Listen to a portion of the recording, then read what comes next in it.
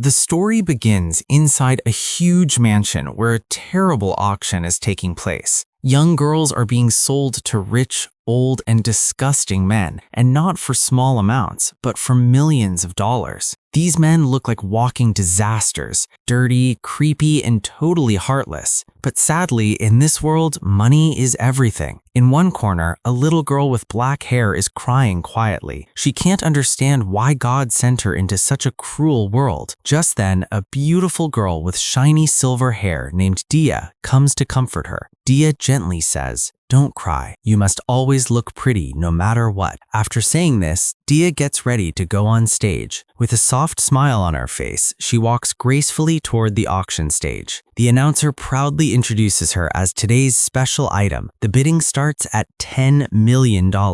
All the men go wild for her. Everyone wants a silver-haired girl in their home, but Dia only smiles because she has a plan. Using her magic, she secretly turns her handcuffs into a key, unlocks them, then transforms the key into a rifle. Without wasting a second, she starts firing bullets everywhere. The entire hall turns into chaos. People scream and run in panic. Guards rush in, trying to stop her. Meanwhile, in the dressing room, the other girls panic. They don't understand what's happening outside. Just then, a guard enters, but one of the girls, named Tat, who was pretending to be a maid, grabs a bottle and smashes it over her head. The guard falls unconscious on the floor. As soon as Tat turns around, she sees two more guards running toward her with knives. She gets serious, uses her magic powers, and defeats them both in her own unique style. Then she quickly takes the keys from their belts, throws them to the other girls, and yells, "Run, get out of here." After that, Tat herself runs toward the main hall. Dia is still shooting everyone around her, but suddenly she spots the woman who started all this, the same evil lady who kidnapped and sold these girls from their villages. Dia aims her rifle at her, ready to shoot, but suddenly a guard attacks her with magic strikes. Dia blocks the attack with her rifle, but falls to the ground. She realizes this guard is also a magic user. Tat rushes back and uses her spinner weapon to protect Dia. Soon, more guards show up,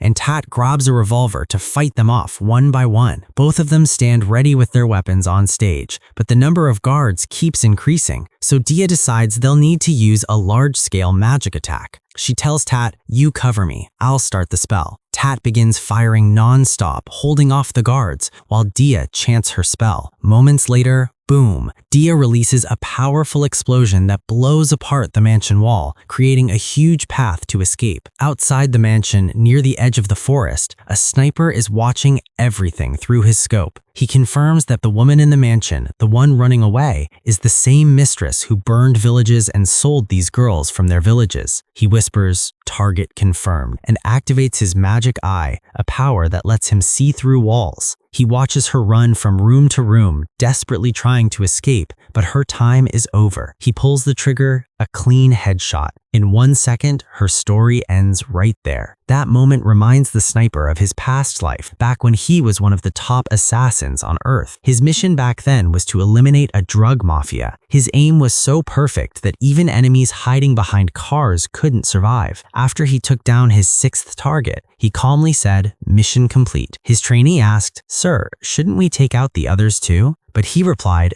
"The organization only wants to replace the top members. Unnecessary killing is forbidden." They both got into their car, ready to leave, but suddenly he noticed a drone in the sky. His instincts kicked in instantly. "We've been found," he said, speeding up the car. Moments later, soldiers started chasing them and firing bullets. Their car exploded, but at the last second, he jumped out and survived. He wrapped a bandage around his injured leg from training and said, "We'll leave in the morning." That night, the girl asked softly, "Why did you become like this?" Lug replied, "I was born for the organization. I was never allowed to have emotions." Then he decided to teach her a shocking lesson. He suddenly pointed his gun at her head. The girl froze in fear. She was a top assassin too, but Lug was always 2 steps ahead. He smirked, took her pistol, and said, "You should never trust anyone. That's your biggest mistake." The girl was too stunned to react. Then Lug handed her gun back. She quickly aimed it at him, but Luke calmly said, "I already removed the bullets." Hearing this, the girl was even more shocked and felt completely helpless. The next morning, they both reached their safe house. Luke contacted the organization and informed them the mission was complete. Their boss confirmed it and ordered them to return to Japan. Luke prepared fake passports for himself and his trainee. They boarded a flight home. While sitting in the plane, Luke stared out the window, wondering, what will I even do with my life now?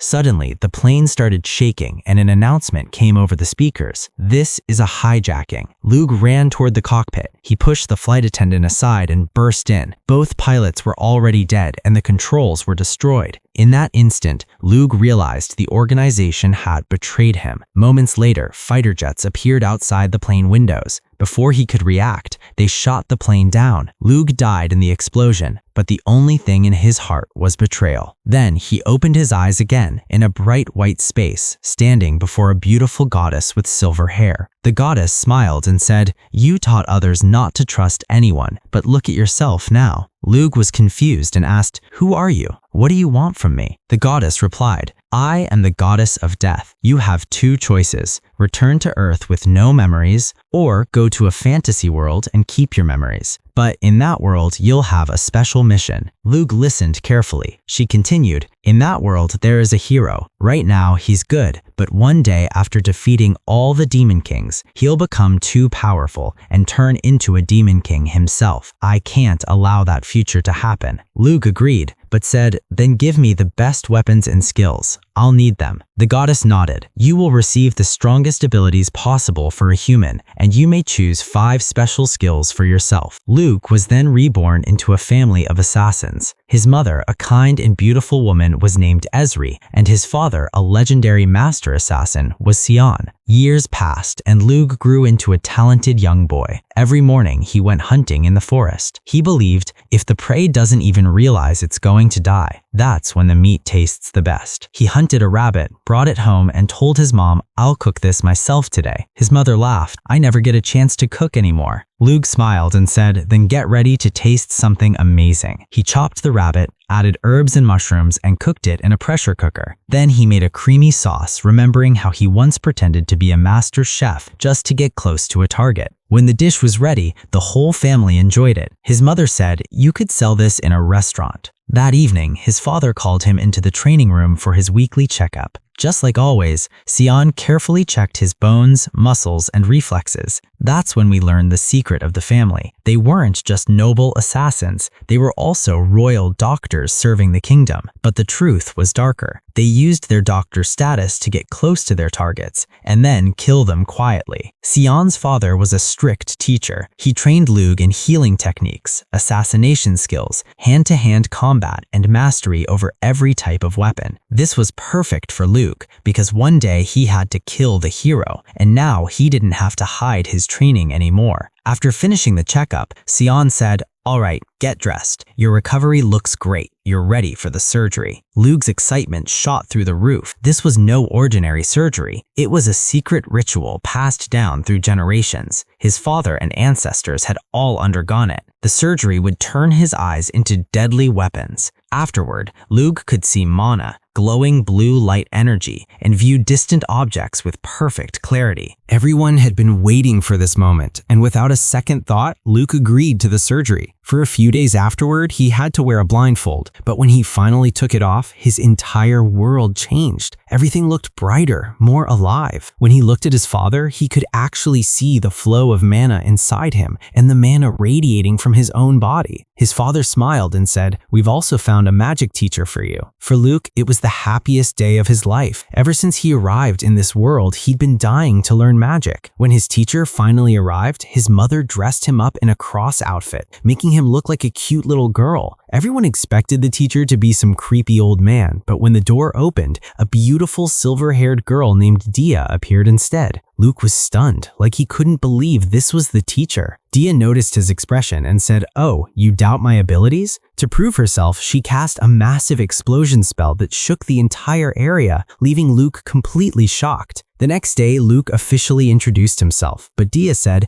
"No need to be so formal. I'm only 3 years older than you." Then she pulled out a crystal ball that could store mana and told him, "Pour all your mana into this." Luke did exactly as she said. Impressed, Dia smiled and said, "You've got great mana capacity, but this is just the beginning." After training, Luke increased his mana capacity 1,000 times. He poured so much mana into the crystal ball that it started to crack. Panicking, Dia shouted, "Throw it away, now!" Luke quickly tossed it into the air, and within seconds, there was a massive explosion that shook the entire mansion. Dia stood frozen in shock, wondering what kind of monster this boy was. His parents rushed in and asked what happened here. Dia tried to cover it up, saying, "It was my fault, I should have been more careful." But instead of getting angry, Luke's parents were actually happy. His father said, "Good spell, but more suited for war. Teach him something else," and walked away casually. Later, Luke asked, "Do we have more crystal balls like that?" Dia replied, "No way, those are extremely rare and not given to just anyone." That night, Luke thought to himself, "I need more of those balls, they'll help me kill the hero." Just then, Dia knocked on his door. Moments later, they were sharing the same bed. She said softly, "I'm your teacher. I can order you to do anything." Luke thought it's better to play along than argue. The next day, Dia checked Luke's attributes and asked him to release a bit of mana. She discovered he had both fire and water attributes.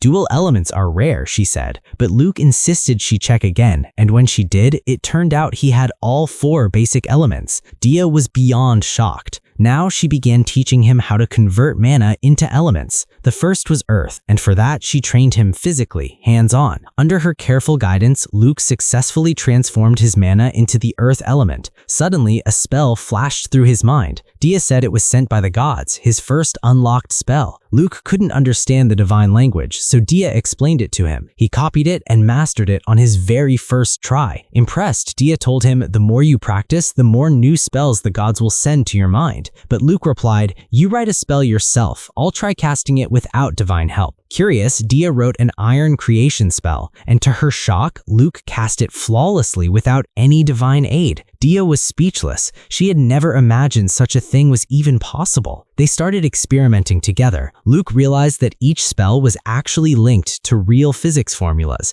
things like melting points, density, and energy equations. Dia couldn't fully grasp it, but Luke decided to try creating a gold spell. Dia attempted it first, but failed. When Luke tried, he successfully created a gold brick and explained to her that anything was possible if you understood the logic behind magic. Over time, because of Luke's growing spell power and skills, Dia began inventing new types of spells with him, and their bond grew even deeper. Luke even crafted a real pistol that shot tungsten bullets, and though Dia managed it, Luke wasn't satisfied, so he took things further, building a cannon capable of blasting targets from miles away. One night, Dia clung to Luke and whispered, "I have to go home tomorrow. I wish I could stay with you forever." Luke gave her a small titanium alloy knife and said, "Remember me, Dia." She gifted him a rare crystal ball and made him pinky promise, "Come to me when I call for you." Luke promised he would. The next day, Dia left. After she was gone, Luke's father said, "Now you're ready to understand our family's true business." He took Luke to a prison full of criminals,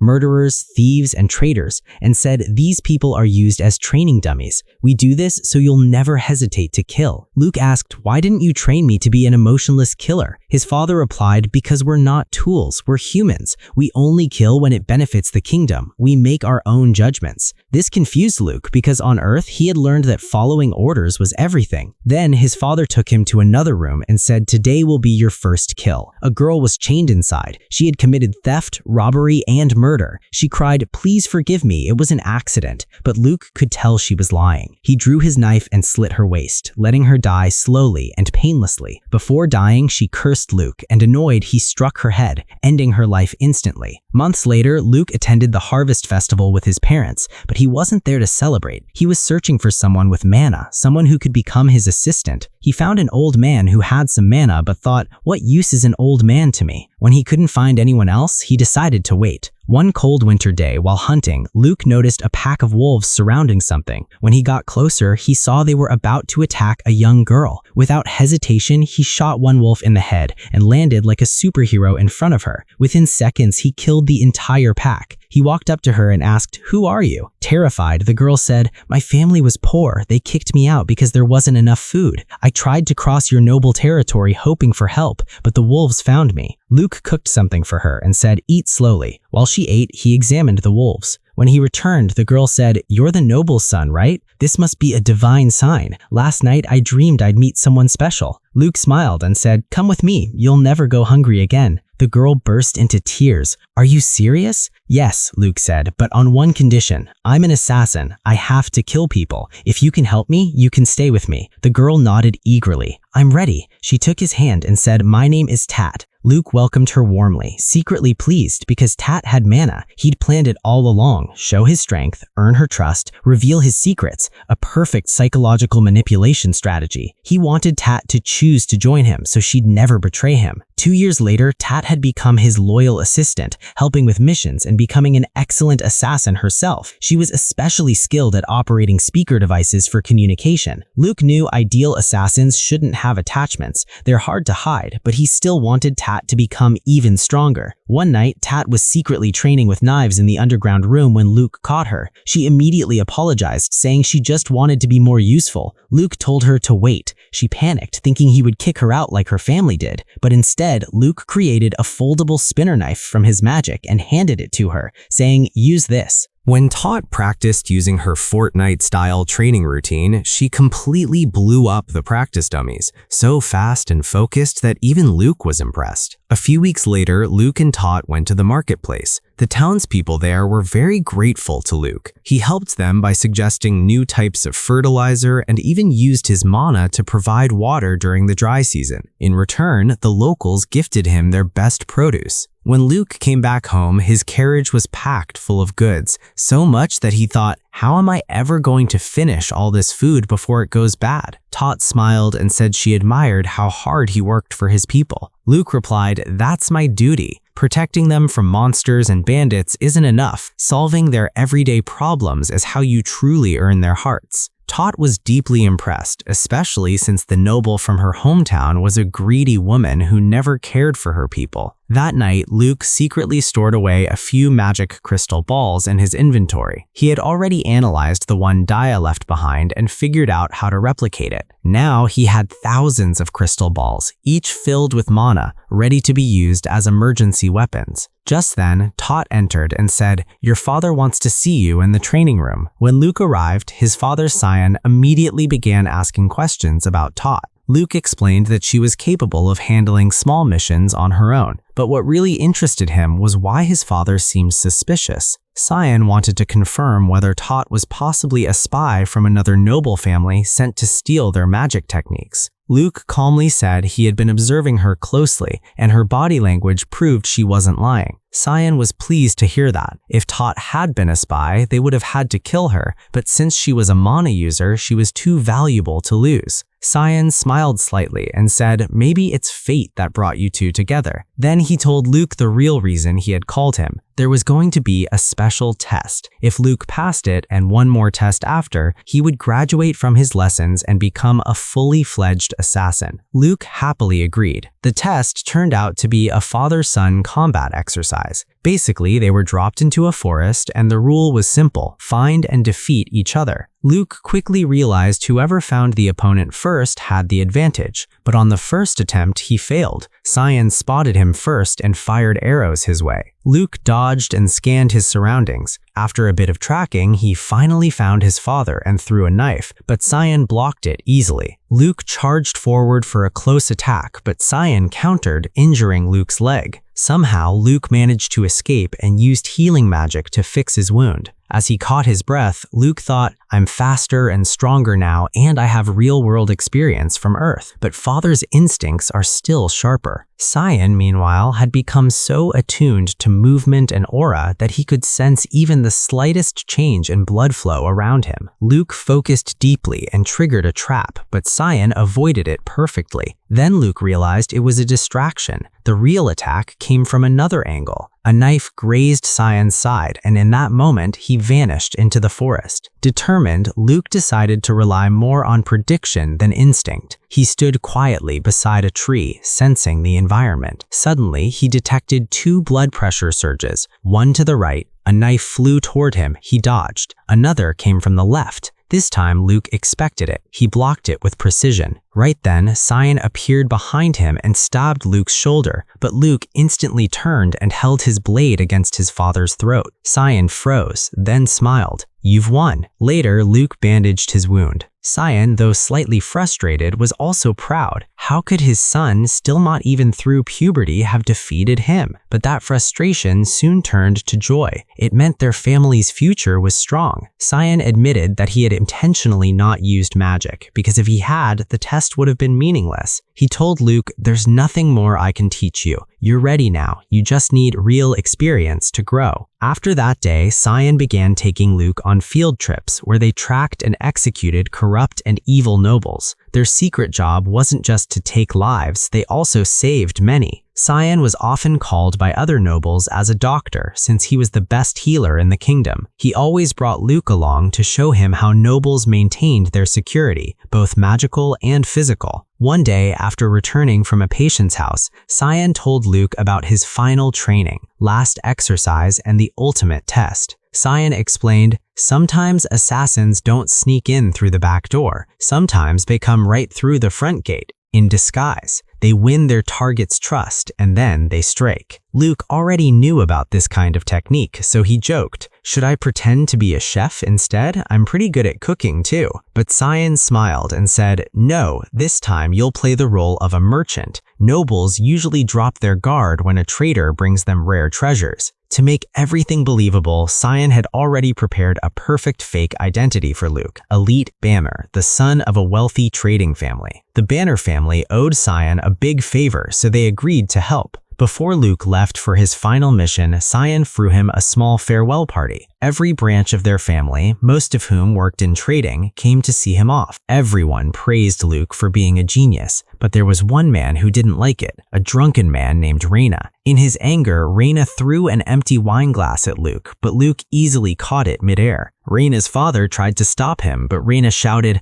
"I'll never accept this kid as our successor. My big brother died, and now you want to make this weak child our heir. That's unfair." Sion calmly said, "Let's settle this with a fight. Whoever wins will prove who's stronger." The match started immediately. Reyna wasn't even ready before Luke appeared behind him like a flash. As a warning, Luke grazed Reyna's throat lightly with his knife, just enough to draw a thin line of blood. Sion raised his hand and said, "Fight's over." Luke stepped back. But the drunk man didn't stop. He charged again. Luke dodged, slammed him to the ground, and broke his arm in one clean move. Sion used this moment to make a point. He told everyone, "These are assassin techniques. No one here can fight better than Luke." While everyone was shocked, Luke was thinking deeply. That night, Luke secretly called Reyna to meet him in the garden. There, Reyna finally realized he had overreacted. He said quietly, "I'm just frustrated that I lost to a kid. I wanted to be the strongest in my branch family." Luke nodded and replied, "My father, who was once known as the strongest assassin in the family, was also defeated by someone about 30 years ago." Reyna's eyes widened. He had heard the rumors but never believed them. So it was true. Luke had once defeated Sion. Then he made him an offer. Reyna was skilled, confident, and smart. He wanted him to be his right-hand man. Reyna, still a bit proud but wise enough to accept the offer. The next morning, Luke set out for his journey for his merchant training. Daya traveled with him. After a few days, they reached Mail Town, a busy merchant city. There, Luke changed his appearance. He dyed his hair and fully became Belar, the merchant's son. In the same town, there lived a girl with blue hair named Meha. She ran a small but successful business. Her late father had been a merchant too, and she'd learned the basics from him. Now she led a group that helped visitors tour the city and live comfortably. Her dream was simple: to earn enough money to buy a big house where all her friends could live happily together. But one day, a group of thugs showed up at her base. They openly announced that they were going to kidnap her and her friends. Meha used her magic to attack and told everyone to run. But some of the kids were caught. Two of her close friends were also captured. The thugs took them to an old orphanage outside the city, run by a cruel man named Torin. He told them, "From now on, you all belong here. You'll do what I say." When one brave boy shouted back, "We don't need your help. We can survive on our own." Torin punched him in the face. He warned, "Anyone who disobeys me will be punished." Then he locked all the kids in one room where Meha's 2 captured friends were already waiting. Everyone sat there confused and scared. Why would someone kidnap us just to send us to an orphanage? One girl whispered, "The Lord's wife runs a charity and funds this place. Torin probably plans to make quick cash by using us for fake donations." Just then, one of the thugs threw a bag of vegetables into the room and said, "Here's your food for the whole week." Everyone felt hopeless, except Meha.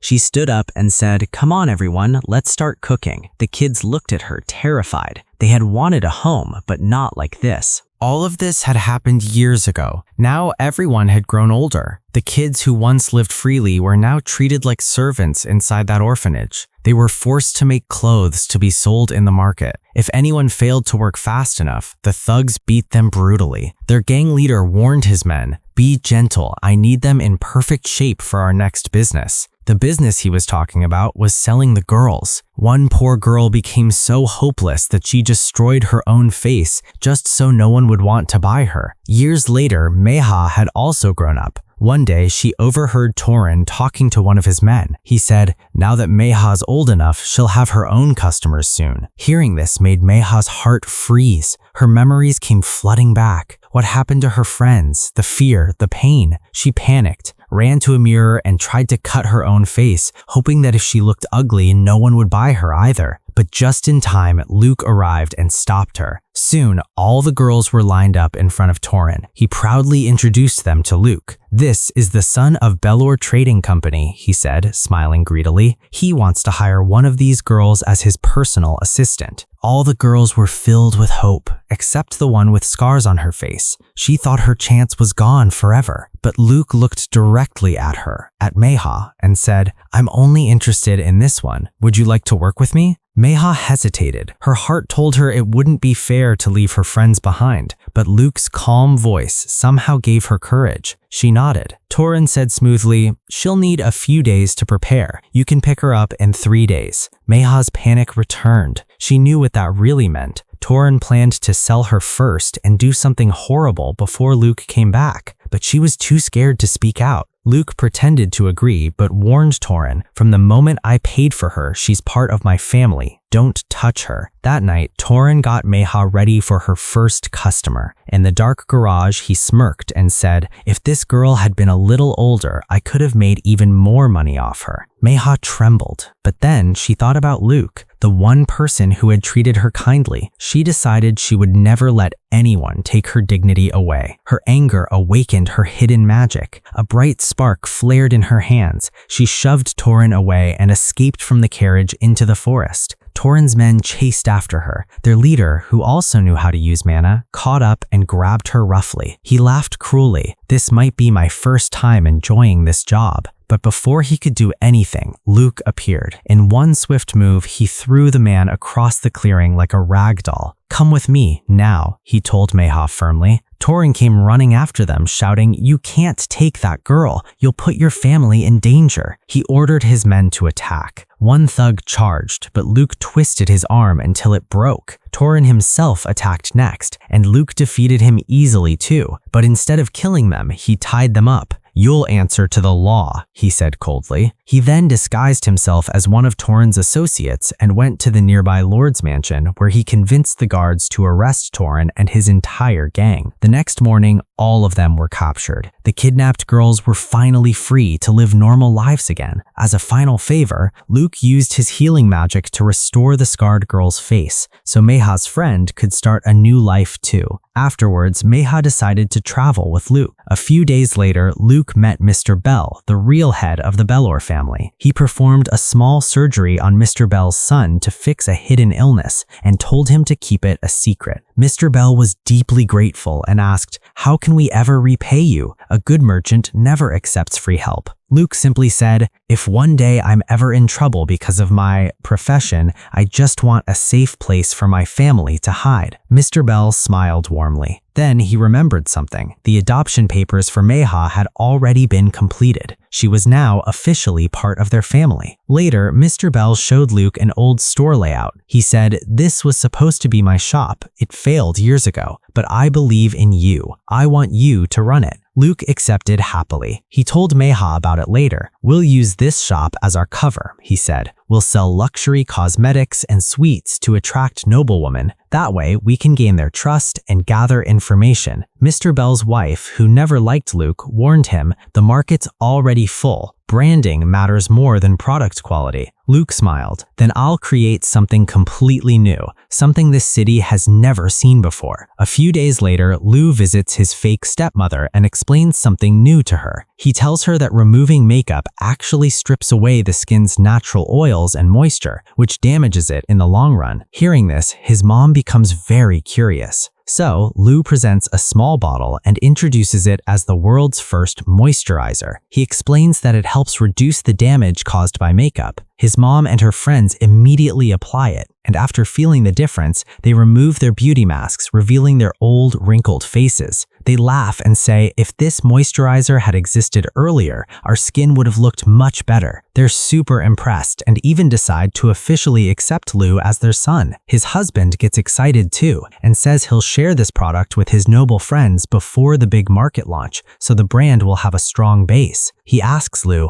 "How many bottles can you make in a week?" Lou replies, "Around 200 per week." He also advises, "Don't rush into hiring more workers yet. If too many people get involved, the formula might leak. It's better to grow slowly and carefully." Belor agrees with his logic and says, "All right, let's start." Lou then explains that one of the key ingredients only grows in his family's assassin territory, so he plans to build the main factory there. This way, the secret formula will stay safe. Belor agrees, and Lou finally returns home for the first time in months. A month later, Lou's cosmetic shop becomes the hottest trend in the kingdom. Meha manages the shop along with one of her old orphanage friends. Lou's fame spreads everywhere. Even the nobles know his name now, and he can easily visit their homes for missions. Tata, one of Lou's close allies, is very impressed, not just by his success, but also because he gave Meha a job. Lou casually says it was just a business decision, but Tata believes it's because he has a kind heart. One day, Lou asks Tata about factory security. She says spies have tried everything, even bribing employees, but none have succeeded so far. Lou knows desperate competitors might soon make a big move. That very night, he senses someone sneaking near his room. It's a spy trying to kidnap him and steal the moisturizer formula. Lou and Meha stay on high alert and capture the intruder. They interrogate him harshly, but he refuses to speak and dies instead. Lou doesn't panic. Instead, he takes his monthly day off and goes to visit Dia. When he arrives, he brings chocolate cookies as a gift. Dia happily tells him she's been working on new spells and even created an anti-gravity spell. Lou is shocked because he thought he would be the first one to invent something like that. The two of them enjoy a cozy tea party, practice a few spells together, and have fun. Later that night, Lou returns to his mansion. Time passes. Lou starts sending Tata to the battlefield as a mercenary to help her gain experience, while Meha continues managing and expanding the business to become a skilled merchant. Lou attends royal parties, makes connections with nobles, and builds relationships that could help him with future missions. 2 years go by. Lou has been part of the Bell family for a long time now, but it's time for him to go home. Before leaving, he decides to leave Meha in the city to run the store on her own. Meha confidently presents her business expansion plan to Lou, but when he sees the first location she picked, it's the exact same place where her father's old company once stood. Her father had been betrayed and killed by his business partner there, and that's where Meha first escaped from danger years ago. Lou understands her intention. Meha wants to reclaim her father's legacy and rebuild his company, starting with this store. Lou tells her, "I trust you completely. Do it your way. Just make sure the work is done properly." Meha feels deeply happy hearing that. Soon after, her friends enter the room and hand Lou a gift. They thank him, saying, "You saved us from hell and gave us a chance to live a real life." Lu accepts the gift and says warmly, "I'll never forget any of you." After that, Lu returns to his normal appearance and gets ready to travel home. Before leaving, Meha promises she'll work hard and grow the business. She tells Lu, "Please visit some. I'll feel really lonely without you." Lu smiles and promises, "I will. I'll come back whenever I can between missions." As Lu walks towards the carriage, Lu notices Tata standing nearby, looking sad. She'll miss Meha too, but suddenly, Lu senses something, a strong mana signal nearby. Someone or something is approaching. Lu suddenly orders the driver to stop the carriage. He senses danger and soon finds out that a pack of wild wolves has surrounded them. Tata immediately steps out, pulls out her sword, and starts fighting them one by one. She also uses her magic abilities, slicing through the wolves like a true warrior. Lu watches her fight and feels genuinely impressed by her strength and control. But then he realizes something strange. Monsters have started moving closer to human villages. That means it won't be long before the real hero of this world finally appears. When Lu finally reaches his family territory, the first thing he does is visit the local farmers. They all welcome him with huge smiles, offering fresh fruits and vegetables as gifts. It shows how much they still love and respect him, even though he was gone for 2 whole years. When Lu returns home, his mom immediately hugs him tightly. She had missed him so much. Lu then decides to meet his father, Sion, who is deeply impressed by how much his son has grown. Sion says, "I sent you to Belor for merchant training, but I never imagined you'd become such a famous businessman in just 2 years." Lu smiles, but Sion adds, "Actually, there was another reason I sent you there, not just to create a second identity." Lu looks confused, so Sion explains, "I wanted you to learn another way to live, something beyond just being an assassin." Lu is surprised, so his father continues, "You have the kind of talent that could make you a great merchant, someone who can live a better, peaceful life instead of always killing." He sighs,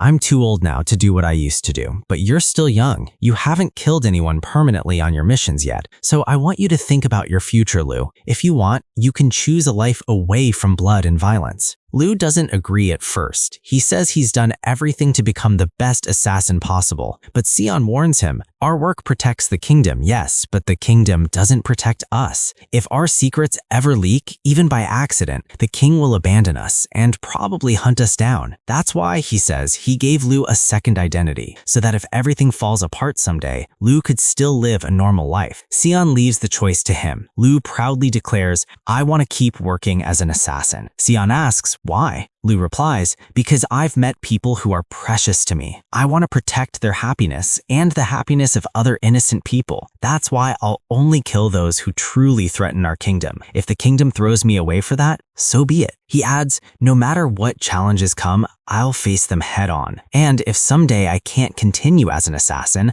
I'll live as a merchant instead." Sion is moved by his words and smiles proudly. Then Lu adds another reason. "Also, I love Dia. I want to marry her someday. For that, I'll need a noble title." Sion laughs loudly, but supports his son's decision. Soon after, he gives Lu his first real mission, to assassinate a noble who's been selling military secrets in exchange for drugs. Lu promises to complete the mission perfectly, but before killing the target, he decides to confirm whether the man truly deserves death. He sends Meha a coded message asking her to gather intel about the noble and find a way to sneak him inside the mansion. Since this world has no Wi-Fi, Lu sends the message using a messenger pigeon and waits for her reply. Meanwhile, his mother starts pressuring him to get married. She's desperate to see grandkids. She's even shortlisted a few noble girls for him, but Lu rejects them all. He doesn't believe in arranged marriage. He even avoids talking about it with her and asks Tata to handle the situation. Tata tells his mom, "Lu is still too young to get married." But when Lu's mother jokes,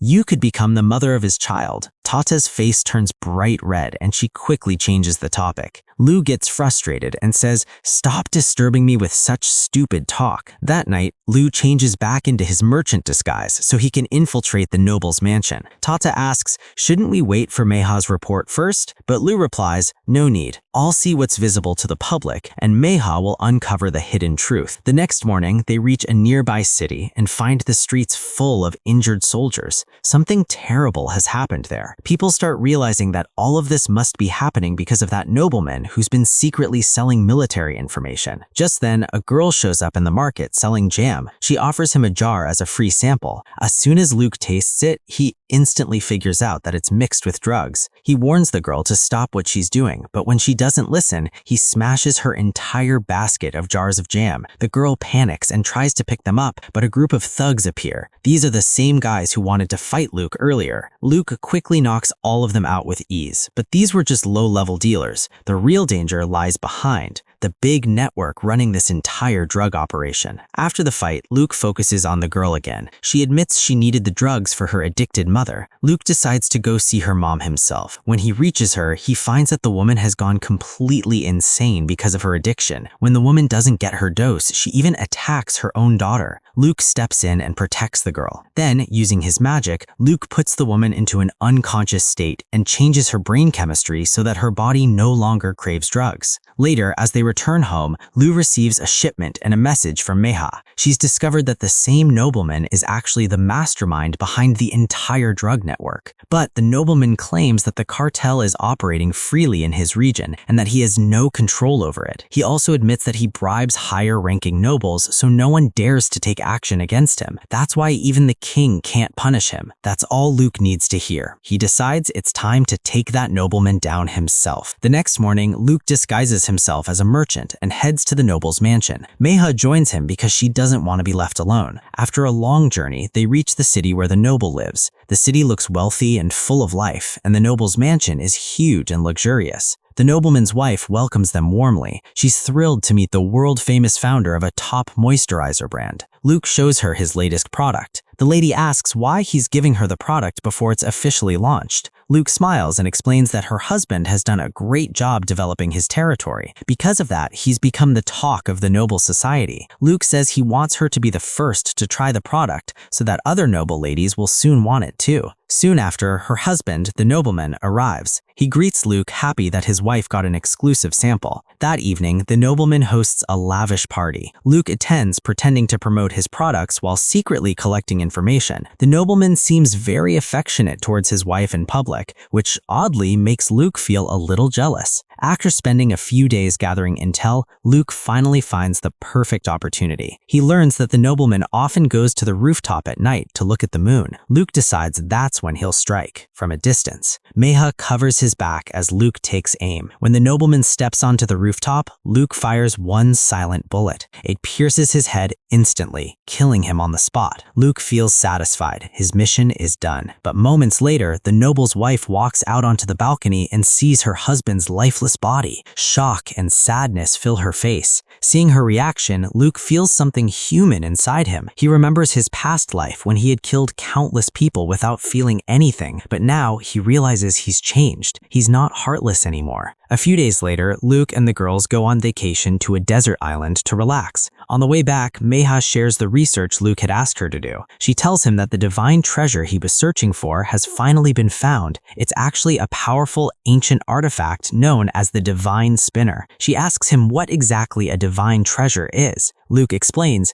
they're indestructible, powerful relics that have existed since the beginning of time. Meha adds that she's been negotiating to buy the spinner from its current owner, Nina. She also believes that Satina could become a top candidate to be a hero someday. But before they can continue, bad news arrives. There's a civil war in a nearby kingdom, and Dia's family has joined the rebel side. Luke looks worried, but what concerns him most is that there's a dangerous soldier causing chaos on the battlefield, and that soldier is none other than Sarah Hana, the one who currently holds the Divine Spinner. Luke immediately heads to Dia's house. Dia greets him normally, smiling as if everything's fine. When Luke asks her about the war, she casually says, "Oh, that's far from our territory. It's not a big deal. Everything will be fine." But Luke looks serious. He tells her that he might have to face the hero who's fighting on the rebels' side, and that no ordinary human can defeat someone like that. Then, Luke shares his secret identity as a merchant and offers to secretly evacuate Dia and her family if things get dangerous. But Dia gets angry. She proudly says, "I'm a noble, Luke. I'll always fulfill my duty. No matter what happens, I'll protect my country." After a pause, her expression softens. Trying to lighten the mood, she suddenly asks Luke, "By the way, how did you color your hair?" Luke laughs and says, "Now's not the time for that." But Dia insists. She teases him, saying her dad isn't home so they can go on a date. Luke sighs but agrees. They walk through the marketplace together. Dia decides to dye her hair just like Luke's. Then she spots an archery booth and joins the game, telling Luke, "Win me that teddy bear." Luke locks onto the target using his magic, but Dia immediately stops him, saying that's cheating. Luke smiles and teaches her how to shoot properly. After 3 tries, Dia finally hits the target and wins the teddy bear. Both of them laugh and enjoy the rest of their date happily. As Luke gets ready to leave, Dia suddenly turns serious. She orders everyone around her to drop the act. Within seconds, the people around her remove their disguises. They're all soldiers. It turns out Dia has been planning to lead her own army into battle. She bids Luke goodbye, tears filling her eyes. Deep down, both of them wonder if they'll ever meet again. A few days later, Luke is walking with Sion when an injured messenger is brought in. Sion's father, a skilled healer, is treating the wounded man. Luke asks, "Who is this guy?" Sion explains he's our client. He wants someone to assassinate Dia. Luke is shocked. Sion adds, "You don't have to accept this job if you don't want to." But Luke, still confused, decides to learn more. Sion explains that Dia's family once supported the king's side but lost during the war. Her father had to pay heavy compensation and even sold his property. Still, the victors weren't satisfied. They demanded Dia herself because she was beautiful, skilled in mana, and could give them strong children. To prevent more bloodshed, her father decided to marry her off to a corrupt noble. Hearing this, Luke gets furious. He yells at himself for not noticing anything when he went on that date with her. Sion continues, but Dia's people were loyal to her. They formed a volunteer army to protect her. That's when the royal army decided to crush them and capture Dia. Luke finally understands the client who requested the assassination actually wants to fake her death to end the war peacefully. And the client is none other than Dia's own father. Sion explains it's a staged assassination. We'll pretend Dia was killed and the war will lose its reason to continue. Luke gets the mission now, but he's confused why his father accepted such a risky job that brings no benefit to their kingdom. Sion tells him your father took this job because he's friends with Dia's father. He wants to help him. Sion adds, "If you refuse, I'll go myself, but I'm slower. I don't have enough mana to get there quickly." He points to the injured messenger. He left Dia's territory 3 days ago.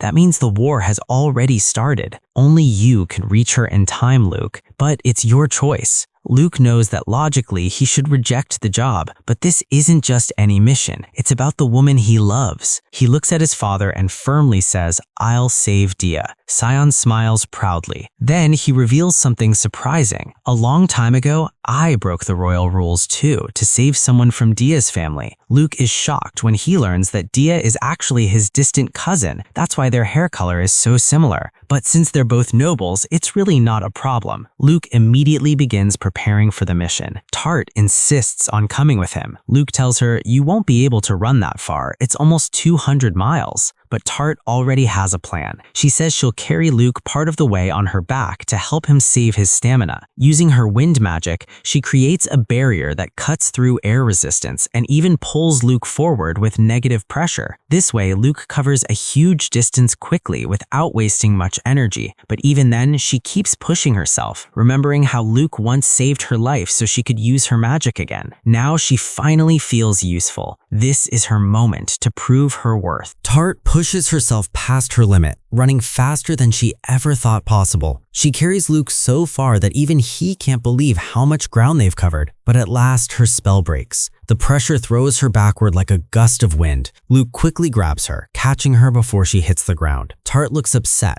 thinking she's failed him. But Luke kneels beside her and says softly, "You've done more than enough. Getting me this far is already amazing." With tears in her eyes, Tart makes him promise to bring Dia back safely. Luke nods. "I promise," he says. "We'll both return alive." Then he heads off alone. By nightfall, Luke reaches Dia's estate. From a distance, he sees only about 200 soldiers fighting for her family, while 1,500 enemies, including powerful magic users, surround them. At first, Luke finds it strange, But then he realizes Dia must be fighting too, supporting her troops with her own magic. That gives him an idea. He pulls out his sniper rifle and quietly takes aim. One by one, he shoots down the enemy's strongest magic users from a hidden spot. The enemy soldiers start panicking as their mages fall. Since they're familiar with gunfire, they try to locate the shooter using crossbows, but Luke easily dodges every attack. Using his wind magic, he listens to their whispers and learns that they're scared. No one expected another gunslinger to be out there. Smirking, Luke decides to make things even worse for them. He pulls out several magic-loaded crystal orbs, carefully balancing fire and wind mana inside them to turn them into deadly explosives. Then, using a silenced launcher, he fires them toward the enemy lines. The orbs hit the ground and explode with massive force, shaking the battlefield. Soldiers run in every direction, screaming. As Luke scans the chaos, he spots Dia standing near her window, watching the battle below. Seeing that she's still alive fills him with relief. Her troops, inspired by the explosions, rejoin the fight with renewed courage. While the enemy's distracted, Luke sneaks closer. Along the way, he passes a fallen female soldier and uses her armor as camouflage. Then, using his magic, he finds a hidden route inside. Quietly, he slips through the passage and reaches Dia's room, where Dia and her father are waiting. The moment Dia sees him, she runs straight into his arms, crying, "I knew you'd come. I knew you'd save me." Her father, relieved, thanks Luke for getting her daughter to safety, but reminds him they don't have much time. He explains,